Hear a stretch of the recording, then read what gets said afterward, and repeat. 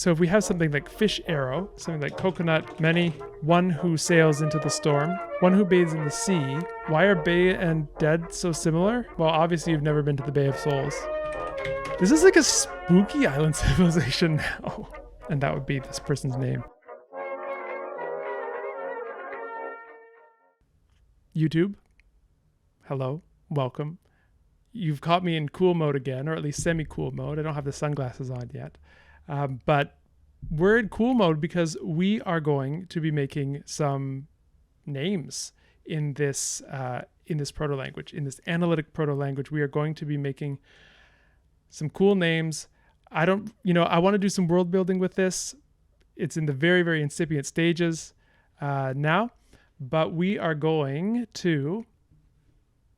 to make some cool names, and then hopefully we'll get inspired by some of these names, and we can make these into cool historical figures or something, or maybe folk heroes. We can use them as names in little fables and stories that we translate, something like that. So that's the plan. Let's go into the side webcam. Okay. So I'm thinking for our name, the structure of our names, I think we should go for this kind of a bipartite structure. So, or I think the term is dithematic when you're talking about Germanic names. So Germanic names, and there are other naming systems that work this way, are generally two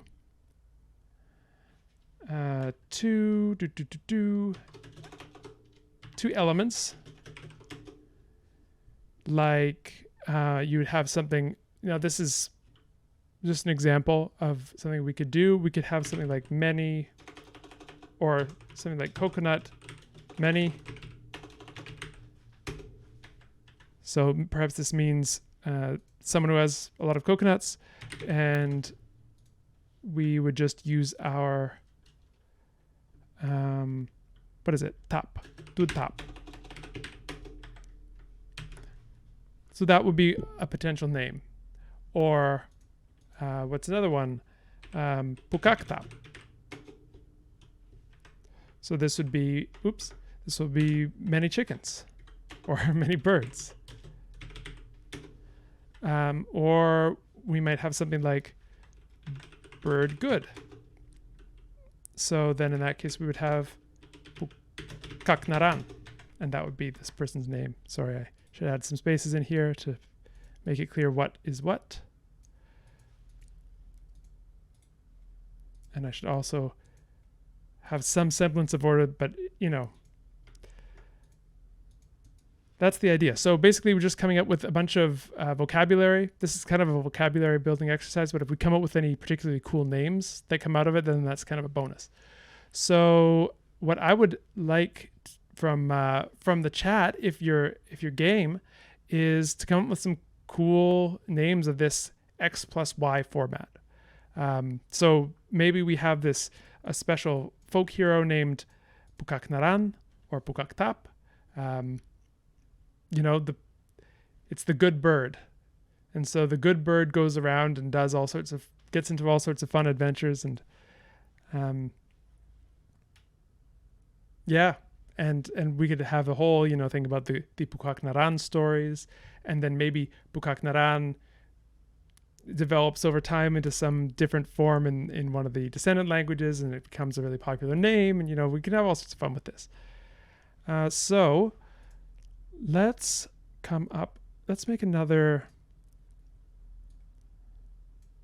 sheet, and we'll call it names, and we will take some of these over here as inspirations. And where are we? Okay, we need to put this up to, okay, so this is let's put it in some sort of order here. Me being a keyboard shortcut knower. Okay, there we go. So here's the name, here's the translation, apply some style, and away we go. Okay, so on the left we have our names. On the right we have our lexicon. I think we could probably also fit another tab with some phonology.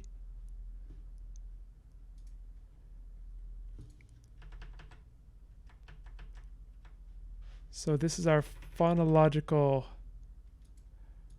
inspiration here. Detach yourself, you browser tab. Okay.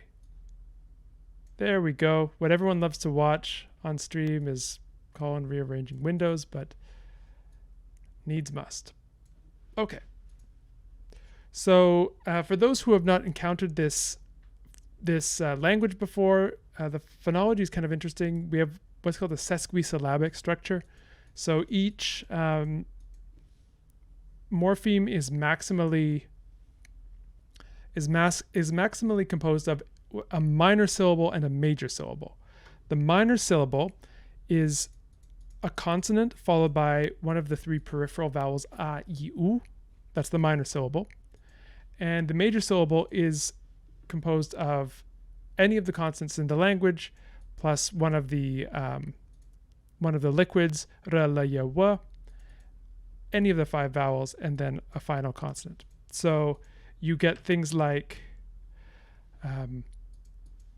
well, first of all, you get things like mapat, gonok, sakrat, sakam, nisun, tupud.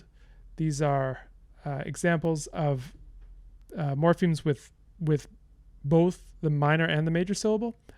But then you also get things like que, prak, mot, where we only have the major syllable.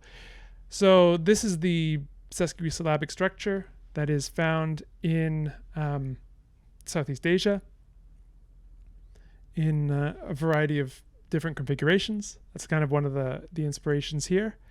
And so when we make up new forms, we will be using this. Okay.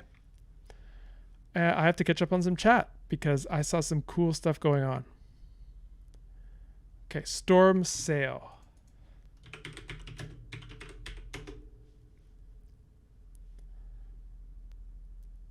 Violet asks, can we have pukak be like a fowl type bird, and then titip being a cute little songbird? Oh, I love this. Yes, let's do it. So bird, but specifically fowl. And what was it? Titip. Titip. Bird. Songbird. Excellent. All right. Fish arrow. Just going to write these down quickly. Thank you for all the suggestions. Oops, that says storn. Fish arrow. Fish spirit. Okay, but one thing that we have to contend with this language is that our compounds are going to be head initial. So if we're talking about, so if we have something like fish arrow, which kespawur was the form given to that. Is that an existing form or is that new? Kes, okay, yes. Kes and then bawur. Perfect. So this would be a type of fish. Kes bawur. Because the head of the compound is going to be on the left. So if that's what we want, if it's an arrow type of fish, then all good. But otherwise we'd have to flip it around.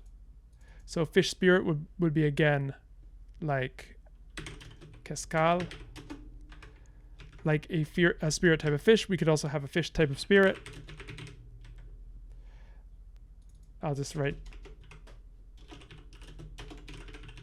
remember, left-headed. So this is really more of the gloss. And we can have a translation here. So many coconuts, we can translate Pukak by default is chicken here. Many chickens. Good chickens. So we'll leave storm sail for now. Arrowfish, spirit fish, fish spirit.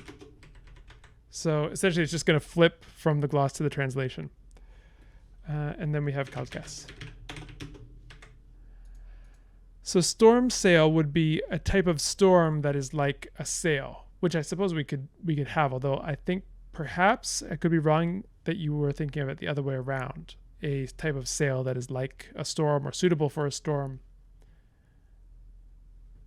And yeah, like a swordfish. Yeah, so the arrowfish might be a swordfish or an eel.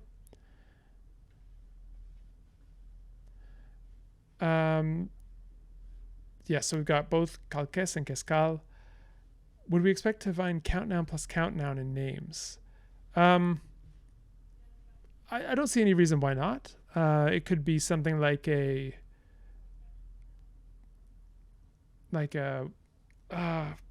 gears of brain working Dvandva compound, where I believe this is something like brother sister, meaning brothers and sisters. I could be wrong about that.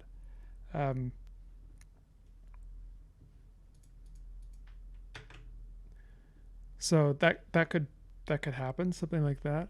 Sunflower. So something like flower and sun.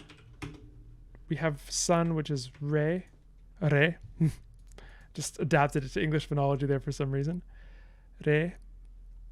Sun. And do we have a word for flower? I don't think we have a word for flower yet. No. Okay, we need a word for flower.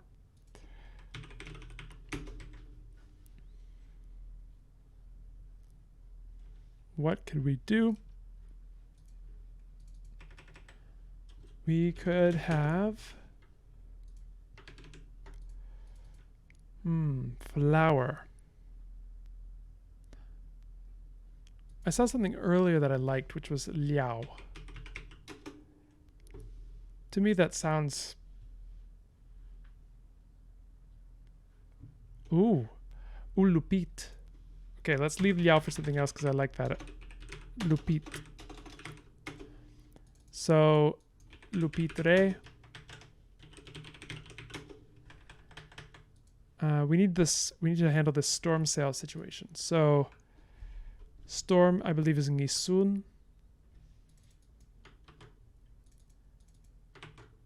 And sail. Do we have it? We do.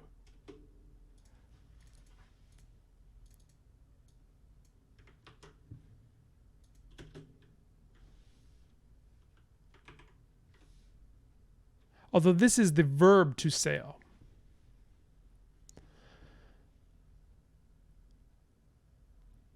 So this would mean something like a storm of sailing, or a storm for sailing in, maybe. Ngisun roban, maybe that's like a storm that's not too bad.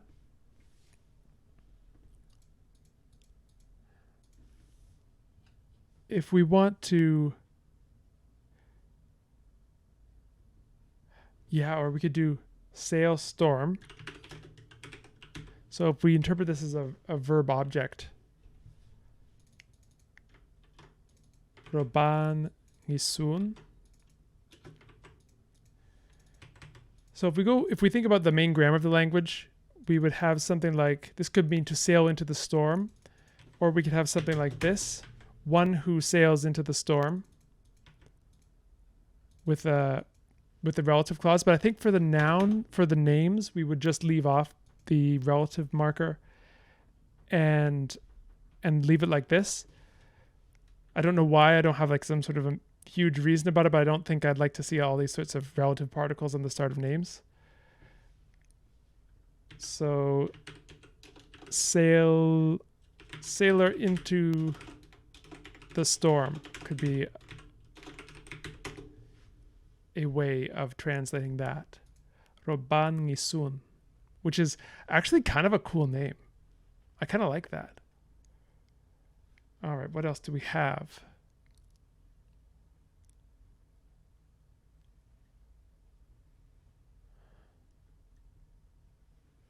Sun and flower. Yeah, so if we have this the other way around, it could have that meaning like a nice time.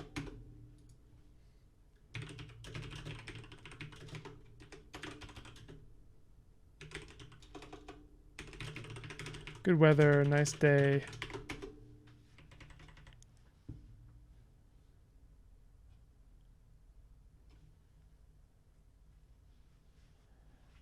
Thank you, Rising Rose.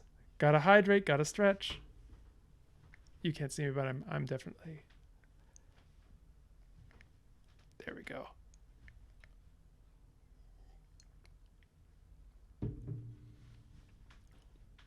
Yeah, I think we've come across something here. The Sailor into the Storm, as the name of a folk hero. I like that. Robang Nisun.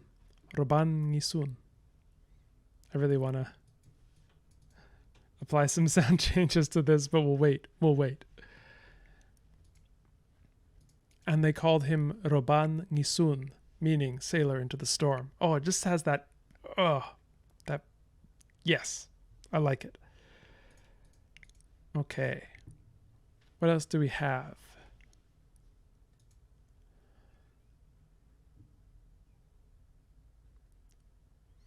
We could have something like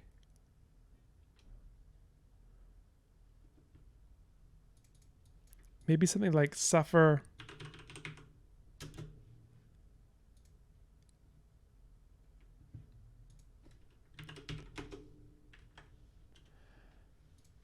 sun. I'm just coming up with things that might, one who endures the sun, one who goes out, because I'd imagine, if you're a sailor, you're going to be baking out in the sun all the time. That could be something that that you have to deal with. Ngasir re.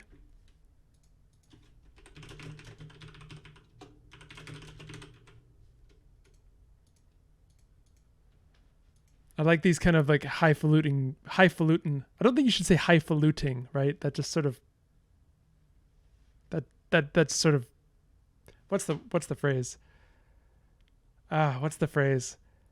It sort of ruins it, You're complaining about it doesn't matter. So highfalutin version of these names, one who suffers the sun, the sailor into the storm, all of these kind of things.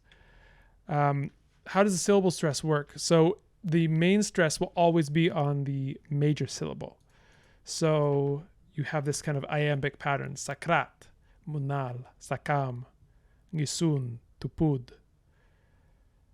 And what's going to happen as a preview, I think we'll be able to do a bit of this today, is we're going to wear away that minor syllable in a lot of the descendant languages to get a true monosyllabic language.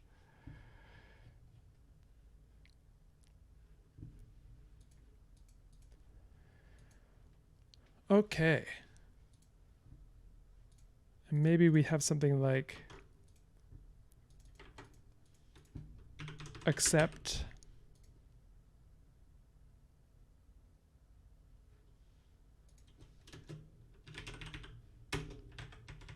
liap sakam, accept blessings.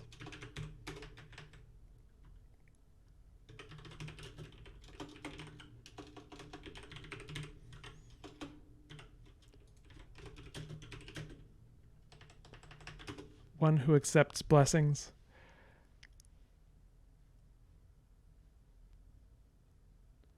What else do we have?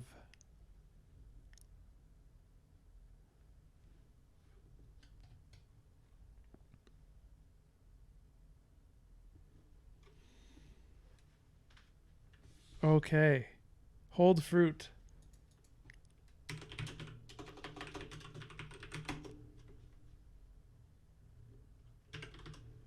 Accept soul. Kusli lusul.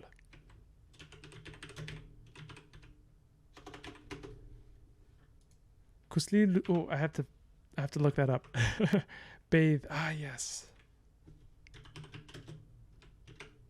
Although, one who bathes in the sea, because bathe or bath is going to be lusul. Kusli lusul would be something like the sea of bathing. So if you wanted one who bathes in the sea, I think we'll have to flip this around because of the head initiality of the compounds. So something like bath, sea, meaning sea bather, one who bathes in the sea. Nice one.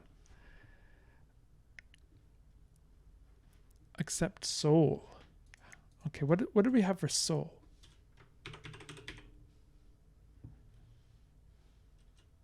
Kal. Ah, yes, right. So liapkal. And then hold fruit. What did we have for hold? Duan. What did we have for fruit? Tarun. Duan tarun. Oh, can I just pause us for a second and say Duan tarun is a cool name? I really like that name. Duan tarun. My name is Duan tarun, the holder of fruit. Okay, maybe it loses something when you translate it, but Duan tarun. I could just imagine some sort of like epic scene where someone gets off of a boat and then someone says, "Who are you?" And then the person says, "I am Duan tarun." And then the other person says, "The holder of fruit?" Just think of who you might cast. That's all I'm saying. Prepare for it. Duan tarun is a cellar door. Yes. Duan tarun. I think we have found a cellar door in this language family. So we definitely need a name for it. I will push something out to YouTube. I was meaning to do it yesterday, but then all these, pupil dilation, unable to see screens thing happened, and I wasn't able to do it, but I will, because I believe now we have the power to send out polls to YouTube. So we will do that.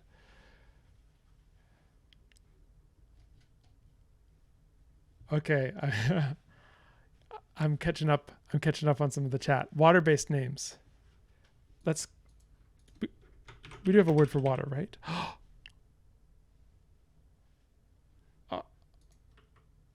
We don't have a word for water. Can we use liao for water in general? Because then we would have something like liao this, liao that. And I think that works. Like something like, I don't know.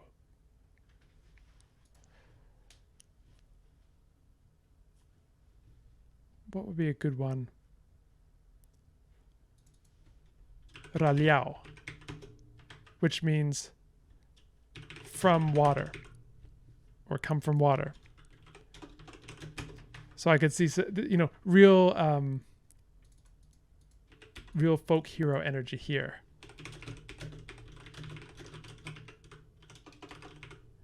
One who came from the water. Or Sre Liao, go to. I will never ever succeed in getting rid of these links.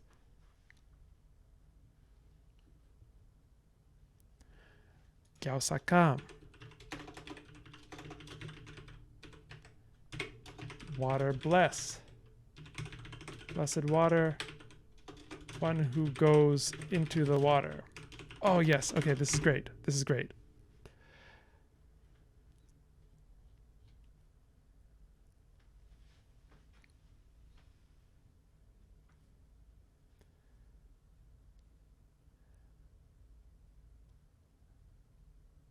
Wait, when you say we, just to be clear on what you mean, do you mean small or do you mean something more related to water, Lucy? Because if the latter, I'm okay with this.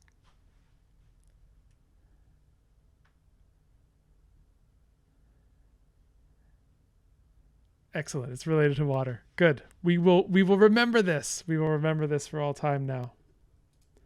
And you know, maybe there's some sort of mystical connection. I don't know. Okay.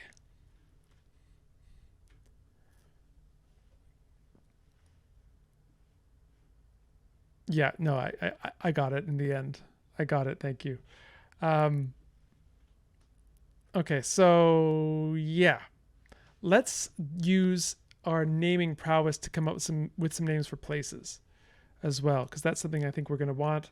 Think of, you know, the fantasy map at the start of the novel. We want to have some names for different islands and different seas. Do we have a word for sea yet? Yes, we do. Kusli. As to the question of whether liao means drinking water or seawater, that's a good question. I think that's probably something that we do want to have a distinction between for this language. So maybe we could have this be salt water. We could have a different word entirely for freshwater.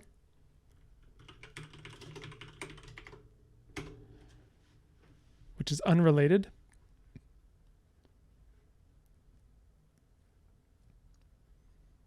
I think that's a good idea. Sunshine water.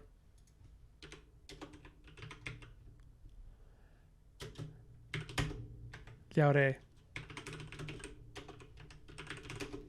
Okay, are you happy?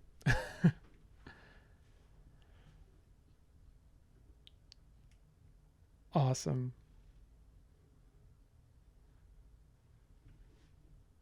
Thank you, Lycan. This is good. Okay. All right. What's next? Let's come up with some place names. Yeah, maybe...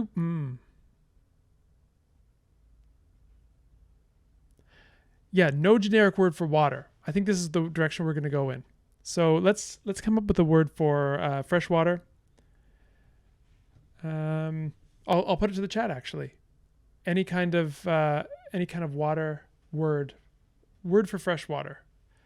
You have the phonology here.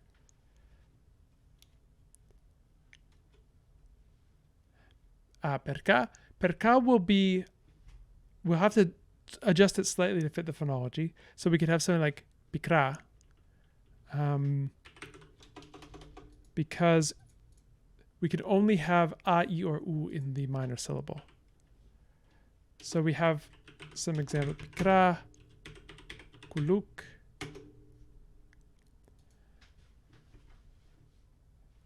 And then George, the in the major syllable in the second one, if we're going to have a liquid, we have to have it after the initial consonant. So instead of perca, we'd have picra, something like that. Kuluk. Yeah, okay, so let's use kuluk for fresh water, and we'll save picra for something special that comes up. So we have liao and kuluk. I dig it. Okay. Oh. Yeah, gulu. Oh, sorry, gulu could be something like flood or downpour. The idea being excess water, like a thank you. This is brilliant. Gulu. And I think we have some ammunition here, so to speak, for making place names.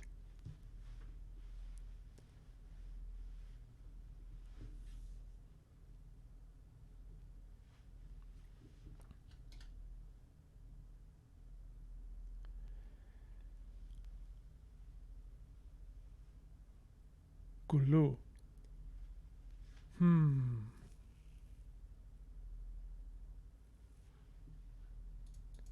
Or maybe, yeah, gulu is excessive amounts of anything. But in particular, water.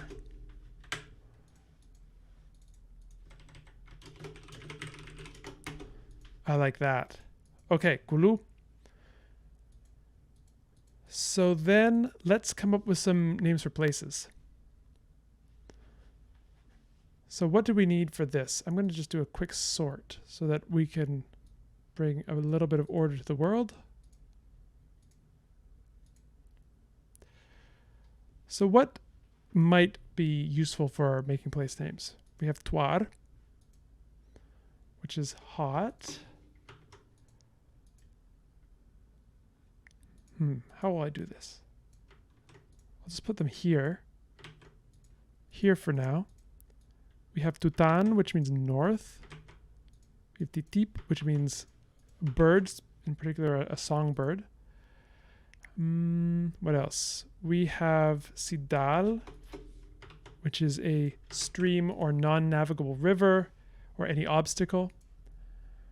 We have sakam, which means blessed. These are things that, that did not work the way I'd expected. We have, what else? Pana, this could be useful for place names. We have Nisun, this could be useful for place names. Nrit, meaning shine. Nakri, river.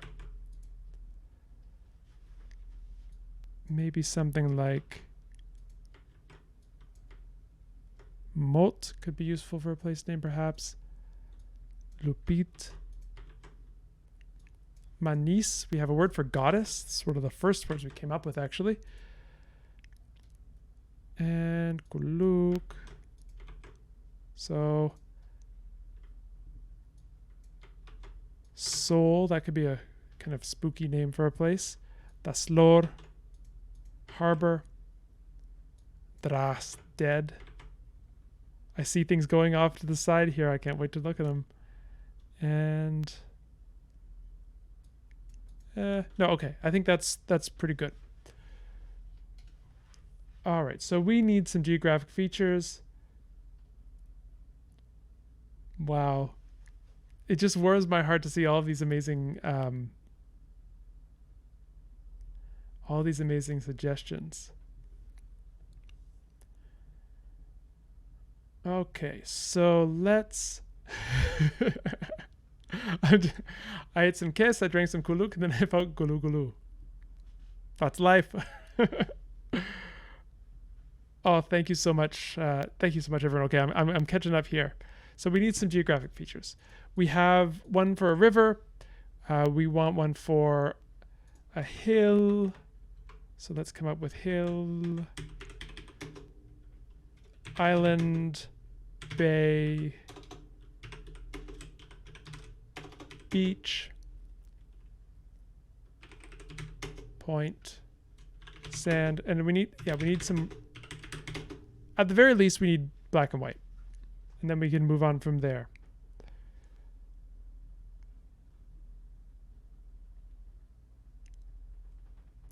Motmanis, the goddess's house. Oh, putting that down. Motmanis.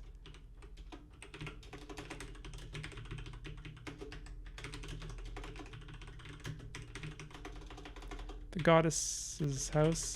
I don't think this stream has a house style with what to do with apostrophe S after an S, so we'll just leave it like that. We're running out of real estate. I need to shuffle some things around. I always click the wrong thing. This is my life. Okay. Motmanis. I could see that. I could see that on a world map. You know, you're looking, you're panning over, you see the sea, you see this one island out in the middle of the ocean, and on it says Motmanis. And then in parentheses under it, the goddess's house. Just think of it. Okay. Daras. Oops, I've lost our... Where did it go? I've lost our little... Oh, there we go.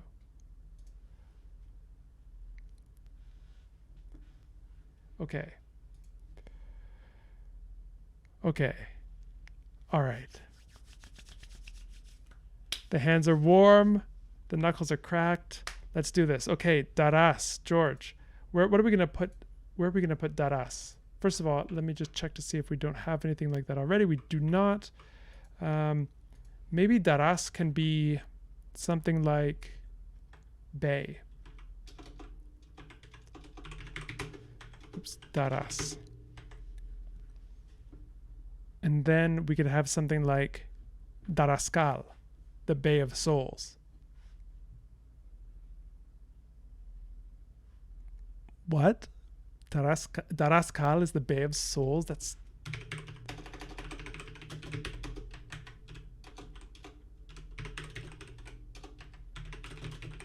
This is like a spooky island civilization now. Oh, yes, okay. This is working. This is working. Why are Bay and Dead so similar? Well, obviously you've never been to the Bay of Souls. You know, if you're asking that question. Yeah, Lycan, thank you so much for joining us. Gedun. Now I'm gonna just change the vowel on that minor syllable to be gidun because the minor syllable has a more restricted vowel inventory than the major syllable. So it has to be a, I, or u. Sometimes in these sort of weak positions, you will have fewer contrasts available. And so this is a case like that. So I will put in gidun.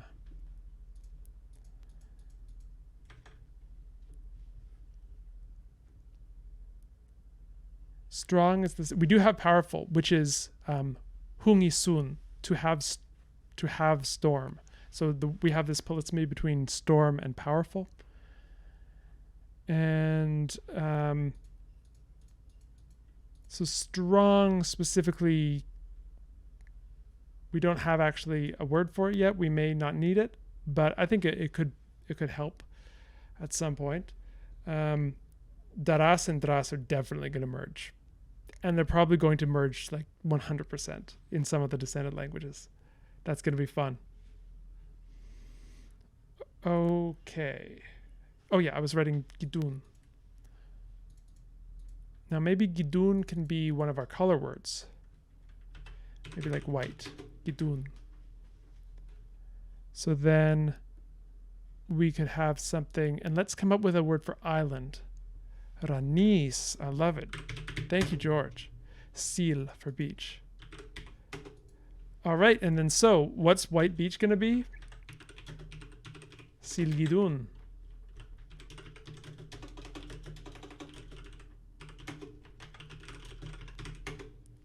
Which is very, you know, yeah. Okay. You know what's interesting? Earlier today, I was feeling just so, I don't know if, you know, for those who joined later, you didn't hear my little thing. I had a migraine over the weekend. It was rough. And this is part of the reason why I'm in cool mode here so that the light doesn't get into my eyes. But I was just in this sort of, you know, feeling like sort of a zombie walking through the earth. And then I heard Motmanis, I heard Daraskal, I heard Duantarun, and I came back to life. So thank you. Okay, what did I do? I missed some things. Let's show all the letters. Yeah. There we go. Ranis is strong. Nunyu for black. I love it. Oops. Nunyu. And Lucy, I know this is the second time you've said it, so I will do it now. No, I'll do it in the intermission. Actually, we're coming close to the end of the stream, aren't we? Okay, I will do it. Let me know, Lucy, remind me after I finish this little segment here, and then I will talk about the Historical Linguistics Challenge. Okay, so, oh my goodness, you are all my favorite people. I'm writing down some forms here. Malu, Ninya. Oh, that's amazing. Ninya. Kalir. Thank you. Baur. Silbaur.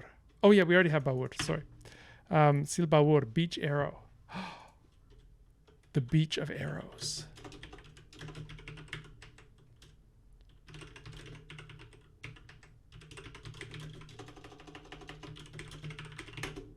That's cool. That's like maybe the site of an ancient battle. The Battle of Silbaur. The beach of arrows. And you could get all narratory. It was not since the Battle of Silbaur, the beach of arrows. That kind of thing. That could happen.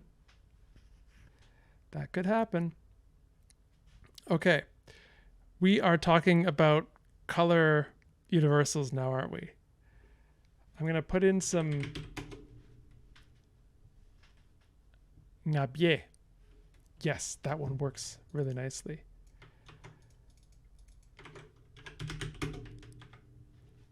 Okay, so we need to actually come up with some names for some of these. I see Inan.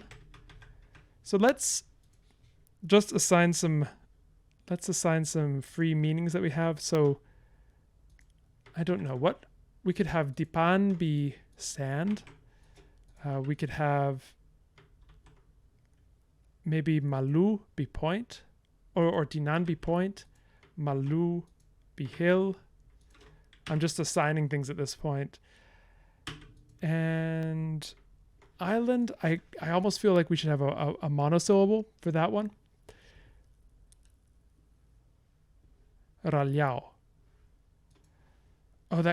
Ralyao for island. So coming from the sea. Oh, I like that. So this could, we have it up here already, so I'll just.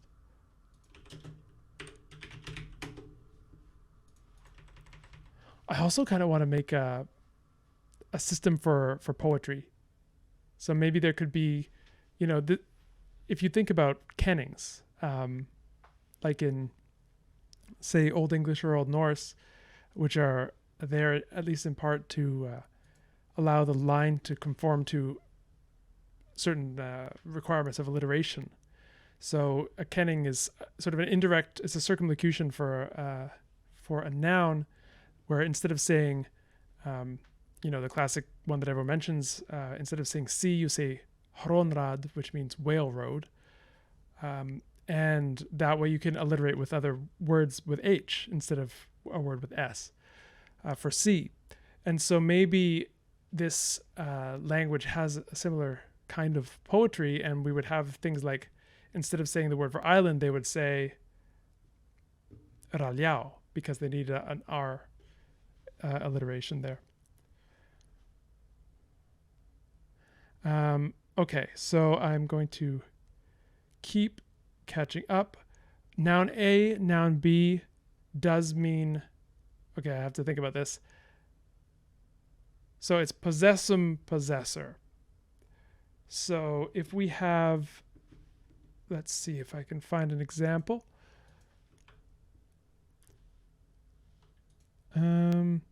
So we have here, the traveler feels ray sun. So rays of the sun, baur re.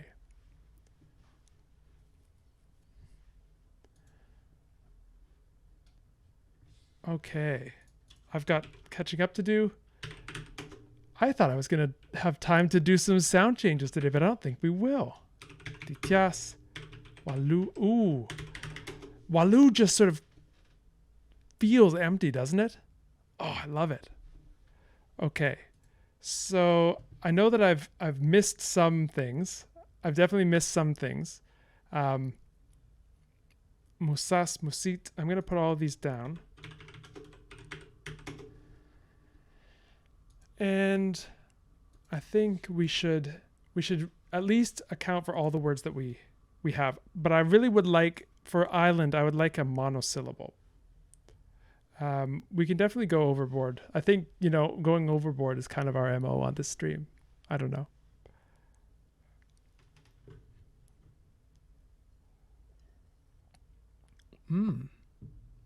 Oh, that's really cool. The word for nothing. Yeah, yeah, I like that. I love these little Easter eggs too when there are some things from natural languages that are kind of slightly obscured in a conlang. I like that. Okay. So then let's give ourselves a word for island that's one syllable, some sort of a CVC, I think. What about just mon? Am I stealing that from anyone? I could be. Mon.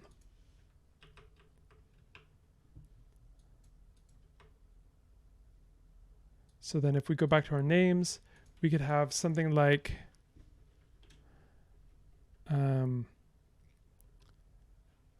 island empty, Mon Walu.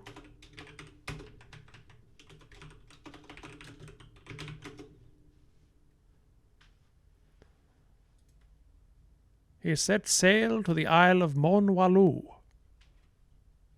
See, this is part of the process. You have to imagine some sort of a narrator voice coming up with all of these things, saying all these names, and then if you can imagine it, then it can be real. Okay. All right. I'm going to I'm going to have to learn my lesson and maybe get someone to copy and paste this stuff off, because your creativity is unrestrained today. You have absolutely no creative block. Writer's block, I don't think you've ever met it. And I'm absolutely thrilled. So I'm going to write this down, and I'm going to paste values only. I don't know why that happened. All I want to write is what Ship has put in the chat. That's all I want. That's all I've ever wanted. So I'm going to put that in here. Oops, no, I'll put it in here because I think it's more appropriate there. I will organize this stuff, and then next week I think we'll pick it back up again, because I do have 5 minutes left, and I want to give 1 or 2 announcements. So I will return to the full screen. Thank our YouTube friends for joining us. We hope you enjoyed that that expedition into onomastics, and hopefully if you've watched to this end point, I really salute you, and would suggest that you subscribe to the channel, because we do this all the time. This is another long-running series. This is our season 2 of Conlang with me, and so if you like that, there's plenty more to come. So thanks again, YouTube, and we will see you next time.